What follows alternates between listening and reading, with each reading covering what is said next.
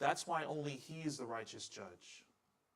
And that's why he is the one we can put our trust in that will one day make all the wrongs that have been done, the evil that's been done, he will one day judge it.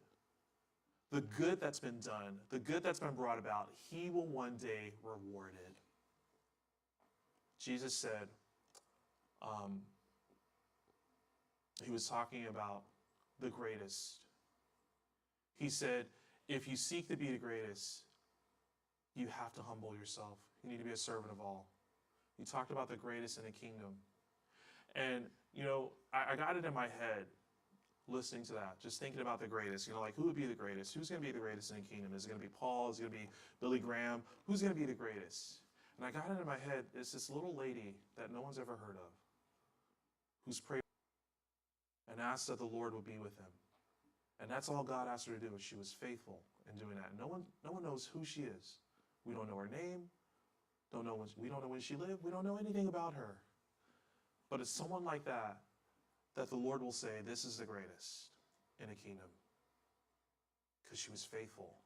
You never heard of her, but I know her. And I know her by name. And so when we understand that, we serve a God who truly is righteous, who truly does work righteousness. Because he sees the end from the beginning, and he's covering all this we don't understand. And when he is a God who will bring justice for all who was oppressed. Every single person who's dealt with oppression, God will bring justice if we trust in him, if we believe in him, if we commit our lives to him, he will bring about justice. Verse 7, now the writer then shifts and gives us an example of how God works righteousness and how he brings justice for those who are oppressed. He brings our thoughts back to God bringing his people out of Egypt. Verse 7 says, he made known his ways to Moses, his acts to the people of Israel. And what does he mean by that? Well, we remember that in Exodus, God in the form of a burning bush. You had a bush that was on fire, but yet it was not consumed with a flame, right? And that's so cool. That's so appropriate when we think about who we are as believers. We are God who is a consuming fire. Yet that fire, what it does is it purifies us. It makes us more into the image of his son. It removes the dross, the sin, the things that slows us down. Yet we're not consumed. We're transformed.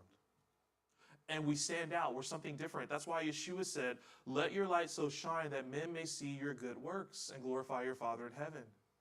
This bush, it was burning. It was shining. It was doing exactly what God wanted to do. And what happened? Moses' eyes were captured.